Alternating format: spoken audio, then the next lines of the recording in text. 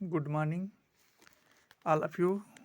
आज हम लोग जो है सच्चिदानंद हीरानंद वात्स्यायन अज्ञे का लिखा हुआ कविता पढ़ेंगे, जिसका शीर्षक है हिरोशिमा। हिरोशिमा नामक जो कविता है उसके बारे में हम लोग अध्ययन करेंगे। हिरोशिमा क्या है, पहले हम लोग हिरोशिमा के बारे में हम जान लें। हिरोशिमा क्या है? देखो, जो हिरोशिमा है, जो हिरोशिमा नामक कविता है वह अमेरिका के द्वारा जापान पर किया गया हमले से लेकर के है। अर्थात अमेरिका ने जब 1945 में जापान पर द्वितीय विश्व युद्ध के दौरान परमाणु बम गिराया था, उसी पर कवि ने, उसी विभत्स स्थिति को देख करके कवि ने अज्ञे ने अपनी कविता में स्थान दिया और उसको पंक्तिबद्ध करने की कोशिश किया है कि ये हम पढ़ते हैं कि हिरोशिमा कविता में कवि क्या भाव छुपा हुआ है। हिरोशिमा कविता में कवि कह रहा है कि एक दिन सहसा सूरज निकला। देखिए प्रिय विद्यार्थियों, मैं आपको अवगत कराना चाहता हूँ कि जो हिरोशिमा जो है, हिरोशिमा और नागासाकी, ये दोनों स्थान जापान में है। और इसमें हिरोशिमा पर 6 अगस्त जो है 1945 को अमेरिका ने फैटमैन नामक बम गिराया था। और फिर उसके 3 दिन बाद अर्थात 9 अगस्त 1945 को उसने द्वितीय विश्व युद्ध में जापान को नीचा दिखाने के लिए दूसरा जो है बम गिराया था। उसी बम के परिदृश्य को, उससे क्या भयावह स्थिति बनी, उसी को लेकर के अज्ञे जी लिखते हैं कि एक दिन सहसा, हिरोशिमा नगर की बात है, एक दिन सहसा, एक दिन अचानक सूरज निकला। करें कि ऐसा महसूस हुआ कि सब लोग को ऐसा महसूस हुआ कि एक दिन सहसा, सहसा शब्द का अर्थ होता है सहसा, एक दिन सहसा, सहसा शब्द का अर्थ होता है अचानक। अचानक हुआ मतलब कि कभी ऐसा नहीं हुआ था कि इस तरह से कोई अचानक सूर्य निकल, लेकिन सहसा अचानक से सूरज निकल आया। और अरे क्षितिज, क्षितिज शब्द का अर्थ होता है, क्षितिज का अर्थ है कि, क्षितिज का मतलब हम लोग जान लें कि क्षितिज माने होता है जहाँ धरती और आकाश आकर के आपस में मिलते हैं, ऐसे स्थान कह रहे हैं कि अरे क्षितिज पर नहीं, मतलब कि जो सूरज निकला वो क्षितिज पर नहीं निकला। कहाँ निकला? नगर के चौक। नगर के चौक माने ऐसा जगह जहाँ नगर का बीचों बीच स्थान था, हिरोशिमा नगर के उस बीचों बीच में निकला। अर्थात तो सूरज नहीं निकला, वहाँ पर अमेरिका के द्वारा जापान पर बम गिराया गया।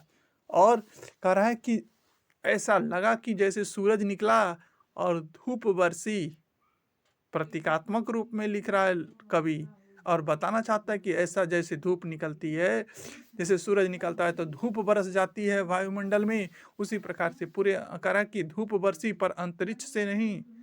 अंतरिक्ष माने आकाश से वो सूर्य नहीं निकली, धूप आकाश से नहीं आई। कहाँ से आई? फटी मिट्टी से। अर्थात जिस स्थान पे बम गिरा था उस स्थान पे बम गिरने के कारण वहाँ की जो मिट्टी है वो जलने लगी, और वो जल करके उस तेज जो है उसके प्रज्वलन से, ज़्यादा प्रज्वलता के कारण प्रकाश निकलने लगा, और वही प्रकाश धूप के रूप में फैलने लगा। करें कि यहाँ पर पहला पैराग्राफ, एक दिन सहसा सूरज, अरे क्षितिज पर नहीं नगर के चौक धूप पर बरसी। अर्थात एक दिन, कवि कह रहा है एक दिन सूरज निकला। कहाँ निकला सूरज? करें कि सूरज, एक दिन सूरज निकला, कहाँ निकला? कह रहे हैं कि अरे क्षितिज पर नहीं, क्षितिज पर नहीं का मतलब वो क्षितिज पे नहीं निकला, अर्थात जहाँ सूर्य और पृथ्वी, जहाँ पृथ्वी और आकाश मिलते हैं उस स्थान से नहीं, कोने से नहीं निकला। वो कहाँ से निकला?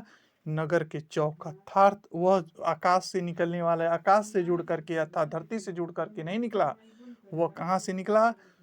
जो हिरोशिमा नगर, नगर माने हिरोशिमा नगर के चौक माने बीच चौराहे पर निकला। और धूप बरसी, जब सूरज निकलता है तो धूप बरसती। उसी प्रकार कह रहा है कि कभी कि वहाँ पे भी धूप दिखाई देने लगी, वो लेकिन वो धूप अंतरिक्ष से नहीं आई हुई थी। और वो कहाँ से आई थी? धरती फटी और मिट्टी जब जब मिट्टियाँ जलने लगी तो मिट्टियों के जलने के प्रकाश से वह धूप फैली। करे छाया मानव जीवन की दिशाहीन।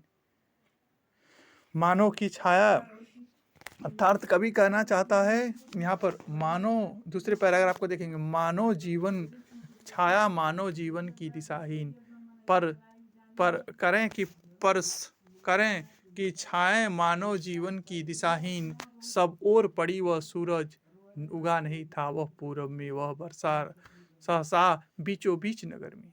छायाएं मानव जीवन की दिशाहीन अर्थात उस समय जब वो गिरा तो उसके गिरने से जो छाए का मतलब होता है, ये छाया मतलब कि जब सूर्य निकलता है, प्रकाश आती है तो उससे व्यक्ति की छाया बनती है। और लेकिन उस छाया की कोई दिशा होगी, पूरब में, पश्चिम में, उत्तर में, दक्षिण में, किस दिशा में बन रहा है वो मानव की छायाएं। लेकिन कह रहा है कि छायाएं मानव जन की दिशाहीन। जब वह बम गिरा तो उस समय जो व्यक्ति की छाया जहां बनी वहीं दिशाहीन हो गई, उसकी कोई दिशा निश्चित नहीं था। सारे दिशा में जो जिस दिशा में था वहीं पर वह गिर गया। और करें सब ओर पड़ी वह सूरज नहीं उगा था वह पूरब में, वह बरसा। करा कि सब ओर पड़ी, दिशाहीन सब ओर पड़ी अर्थात जो व्यक्ति जिस स्थान पे जिस जगह था, जैसे ही उसका प्रकाश गया बम का और बम के जो है विषैले गैस से वो व्यक्ति वहीं का वहीं मर गया। और कह रहा है कि वह सूरज नहीं उगा था, वह यह तो हम व्यंग में कह रहे हैं कि सूरज उगा है, कभी कह रहा है, लेकिन वो वास्तविक में सूरज नहीं उगा था। वह सूरज नहीं उगा था पूरब में, वो पूरब से उगने वाला सूर्य नहीं है, क्योंकि जो पूरब से उगने वाला वास्तविक सूर्य है, प्राकृतिक सूर्य है, वो तो मनुष्य के कल्याण, जीव जंतुओं के कल्याण के लिए आता है, क्योंकि उससे वाष्प जो है वो आता है तो उसके प्रकाश में प्रकाश संश्लेषण की क्रिया होती है, पौधे अपना भोजन बनाते हैं और जो है जीव जंतु अपना भोजन ग्रहण करते हैं। लेकिन वह सहसा निकली और कह रहा है कि वह बरस सहसा बीचों बीच नगर में, वह बरसा सहसा बीचों बीच नगर में। लेकिन ये जो निकला था सूरज, वो पूरब से नहीं निकला था बल्कि नगर के बीचों बीच से निकला था। और ऐसा प्रतीत हो रहा था, लेखक कवि कहना चाहता है, अपने भाव में बता रहा है कि ऐसा प्रतीत हो रहा था कि जैसे करे कि काले सूर्य के रथ के पहियों के जो और टूटे कर बिखर गए दसों दिशाओं में। कवि कहना चाहता है कि वह बीचों बीच नगर में निकला और उससे क्या प्रतीत हो रहा था, जैसे काल रूपी सूर्य के रथ का जो पहिया है वह ज्यों और टूट कर का कहने का मतलब है कि वह जैसे रथ का पहिया है, काल रूपी सूर्य के रथ के पहियों को टूट गया है और वह उसकी लकड़ियां, उसके डंडे टूट करके दसों दिशाओं में बिखर गए।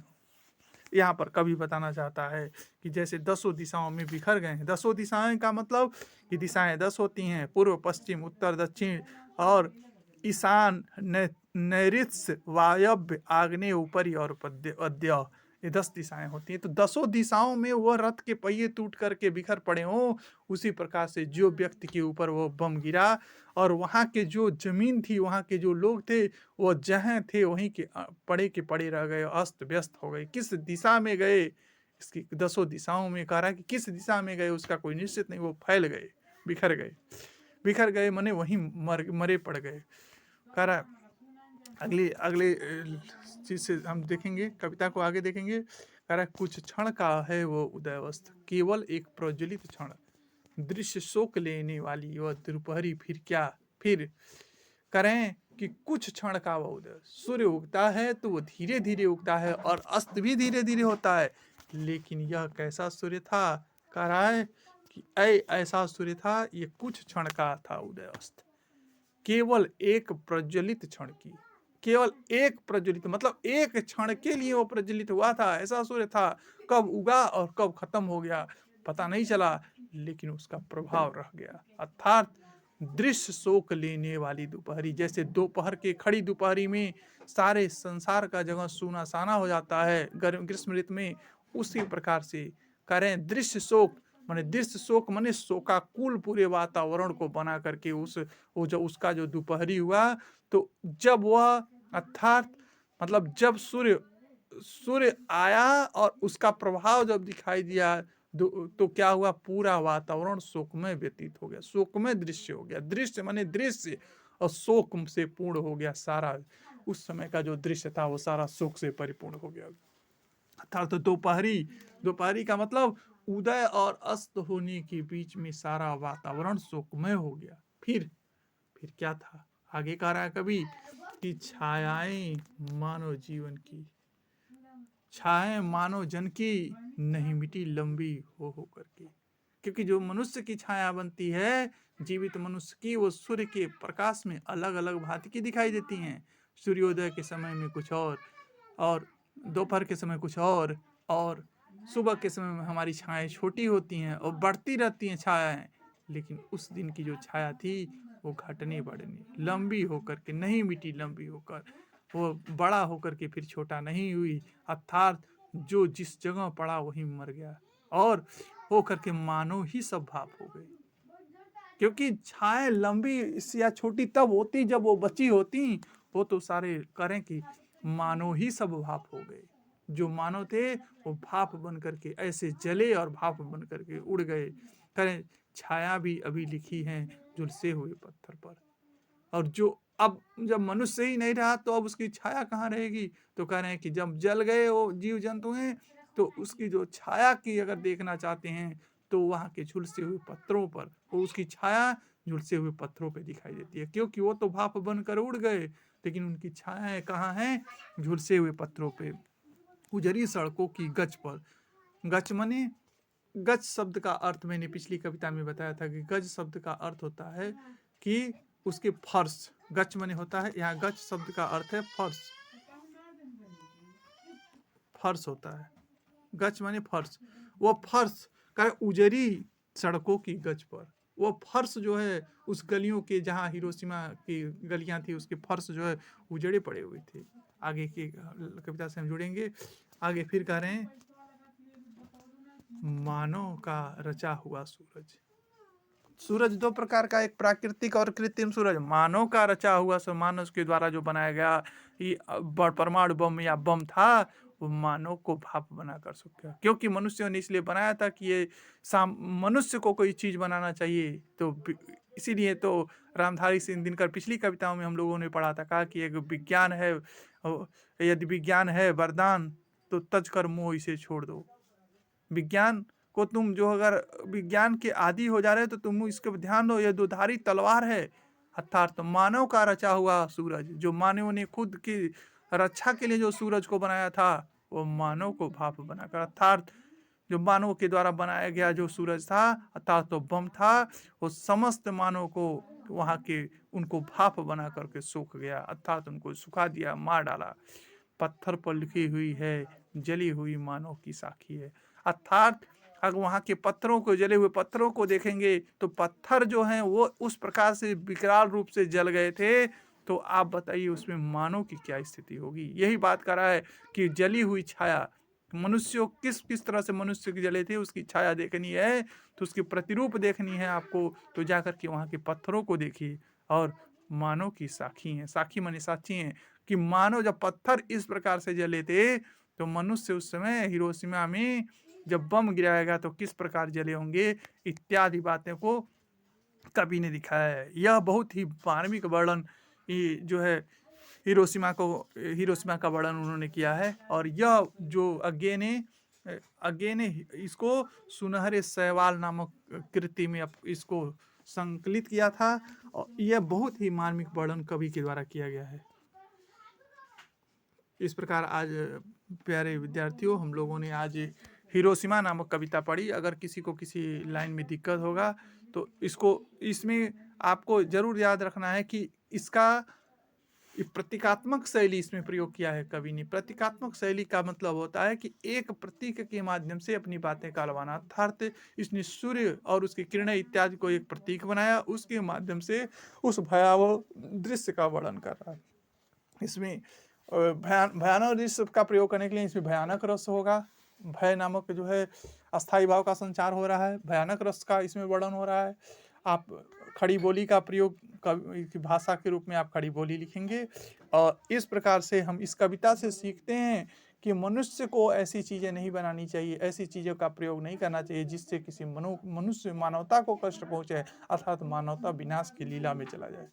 हिरोशिमा नागासाकी जो है उसी की प्रेरणा से उसको देखने के लिए लोग ये जानते हैं कि यह बम कितना विषैला था, और इसके वजह से आज भी अमेरिका के करतूत के कारण जापान के उस नगर के बच्चे जो होते हैं वो विकलांग या अविकृत पैदा होते हैं।